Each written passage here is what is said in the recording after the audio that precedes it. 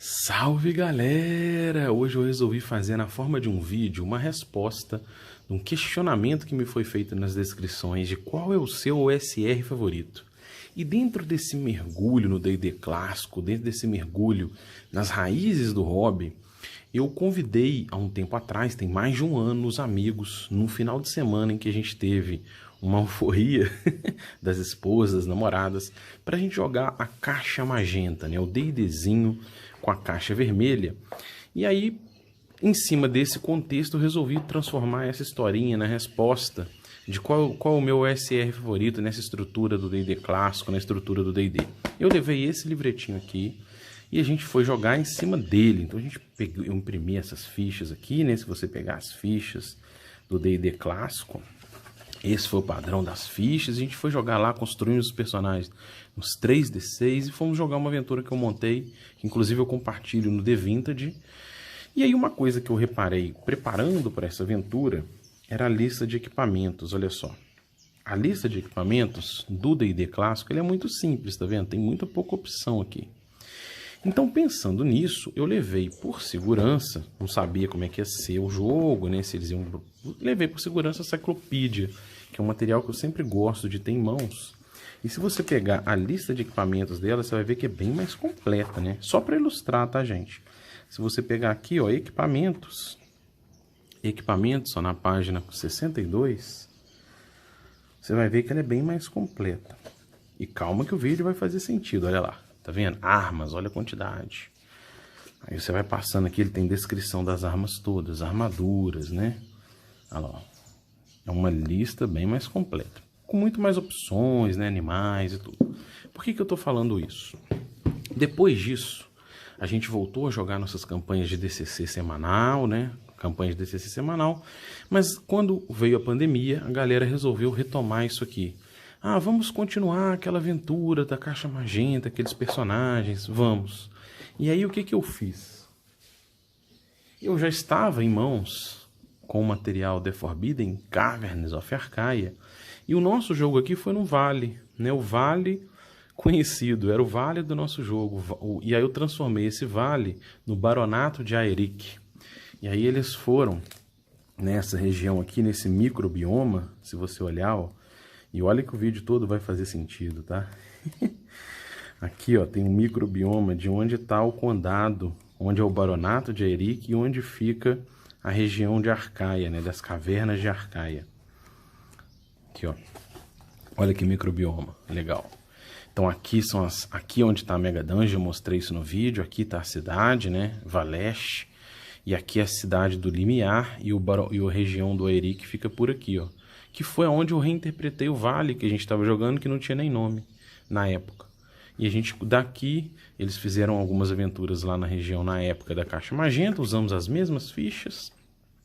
Aí eu preparei uma aventura envolvendo a viagem, depois umas aventurinhas aqui, que inclusive virou a Zenha de Fritz Harber, que é um dos volumes do fanzine. Eles já foram lá algumas vezes nas ruínas, no Canyon de Arcaia.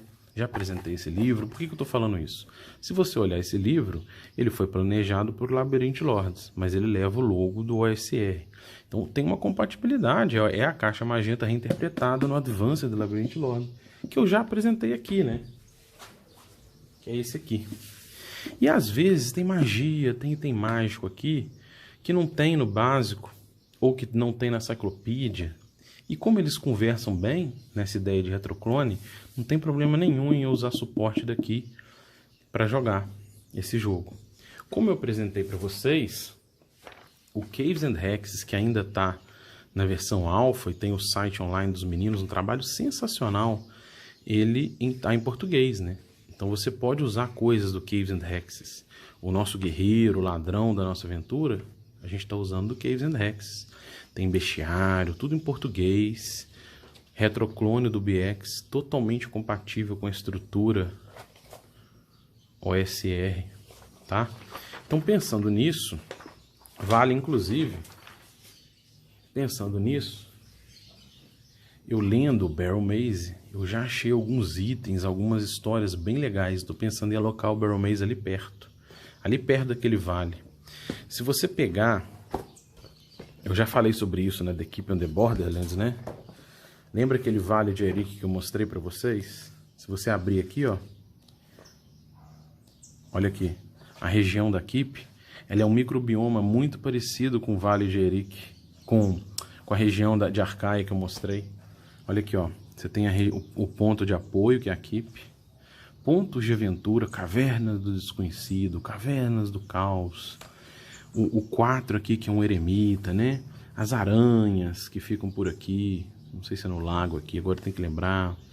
Então, esse microbioma, você vai alocando aqui pontos de interesse que vai construindo uma aventura num vale conhecido. Então, esse tipo de estrutura, como eles conversam muito bem, isso me lembra, e dependendo do sistema que você vai jogar, isso vai construindo o seu, né? Eu não trouxe aqui, mas o DCC, por exemplo, tem uma pegada de magia selvagem, né? De espada e feitiçaria, que eu gosto muito. Se você pegar o D&Dzinho da Grow, totalmente compatível em português. E ele tem uma estrutura que eu gosto muito, que tem muito a ver com espada e feitiçaria, que vai do nível 1 ao 5, né? Que pra mim é mais que suficiente para você ter experiência de um cenário de espada e feitiçaria. Dependendo da proposta do jogo, nem gosto muito de ir em níveis muito altos, embora eu tenha mestrado aventuras épicas na época da 3ª edição, da 5ª. Mas se você pegar os personagens aqui, ó, eles vão até o nível 5, tá vendo? Halfling aventureiro, vai até o nível 5. Olha lá, ó. Anão aventureiro, até o nível 5. O anão tá até errado o XP, tá, gente? Ele tá com o XP do ladrão aqui, mas na verdade é 2, 4, igual ao do guerreiro. É igual ao do Halfling. Na verdade o anão é 2.200. Tá errado ali. Foi uma tradução errada. O mago, ó, vai até o encantador. Então até o nível 5 para mim é muito mais que suficiente. Mas às vezes você quer pegar do DCC a ideia de uma magia selvagem, de um item mágico diferente, que eu faço também. Uma outra coisa que eu tô pensando é numa nova campanha que eu já fico sempre planejando, né, usando a caixa de carameicos que eu já apresentei aqui. Estou estudando, pensando na ideia se eu vou usar ela ou se eu vou usar a inspiração dela, que eu quero muito usar esse material, que eu achei muito bom. E eu fico pensando assim, qual o sistema, né? Dentro dessa ideia, eu vou trazer para vocês, olha que zona que tá ficando aqui, mas eu vou trazer para vocês para fazer uma reflexão da caixa do D&D original. Lá nos anos 70, o sentimento era, eu não estou jogando Dungeons and Dragons, eu estou jogando Greyhawk. Eu não estou jogando Dungeons and Dragons, eu estou jogando Blackmoor. Eu vou falar mais sobre isso aqui. Mas dentro desse contexto, dentro dessa estrutura da IDOSR, hoje, o meu sentimento é de que eu não tenho um sistema favorito. Porque como eles conversam bem, como eles têm um intercâmbio muito bem, o que eu penso é na lógica ficcional do cenário. Eu já falei um pouco disso aqui. Eu penso, qual a proposta do cenário? É Carameicos, né? Aqui, cadê? É o Carameicos? A gente vai jogar nele. Qual é a estrutura que ele me suporta? É Dark Sun? Eu vou criar um próprio? Vamos jogar no cenário de Game of Thrones, né? Em Westeros. Quais são as lógicas ficcionais que eu preciso e quais ferramentas eu posso usar aqui? Eu vou usar magia selvagem? Eu vou usar falha arcana? Eu vou usar teste de conjuração com chances de falha nas magias? Tudo isso pode ser usado e eu tenho usado assim. Então, mais importante do que jogar Dungeons and Dragons, do que jogar Labyrinth Lord, ou do que jogar Cyclopedia, né? D&D Cyclopedia. Mais importante do que isso é você pensar no cenário, né? Na lógica do seu mundo, na lógica ficcional do jogo. E é isso que eu tenho trabalhado hoje. E tudo é um pacote de ferramentas que eu vou estruturando, ou antes na preparação de um sandbox para o jogo, e às vezes sobre demanda, né? Às vezes o jogador pode conhecer um item mágico novo e ele é um item mágico do Labyrinth Lord, que eu tive a ideia lá. Às vezes uma criatura diferente, e eu peguei lá no Caves. Então isso, é claro que isso é pessoal, né? Mas o que eu tenho trabalhado ainda em construção é o conceito de que o cenário, a lógica ficcional daquele mundo em construção, ela vai me dando alimentos para escolher algum pool de ferramentas dentro dessa estrutura intercambiável e compatível. No futuro, pode ser que isso vire um sistema, né?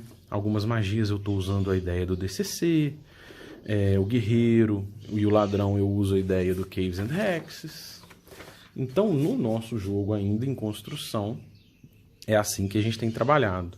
Então, nessa pegada, embora eu tenha partido do chassi básico, né, do D&D da caixa magenta, é uma coisa que a gente vem trabalhando no jogo, e na próxima campanha eu estou trabalhando uma ideia de um bioma lógico e a partir dele usando ferramentas para construir algo que faz sentido para aquele cenário, para aquela proposta de jogo, e cada uma vai ser de um jeito.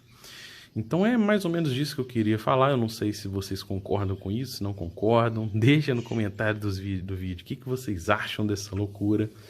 Mas pode ser que no futuro isso tenha uma cara de um sistema, né? E isso vem muito de uma experiência de um jogo que vai sendo construído ao longo do processo. Mas a partir de um chassi estrutural, de um chassi pensado, mas com novas ideias, com novos elementos dessas conversas, desse XP de décadas de construção e moderno, né, de coisas novas que a gente vai pensando ao longo do processo. Essa é a ideia desse vídeo. Valeu, galera!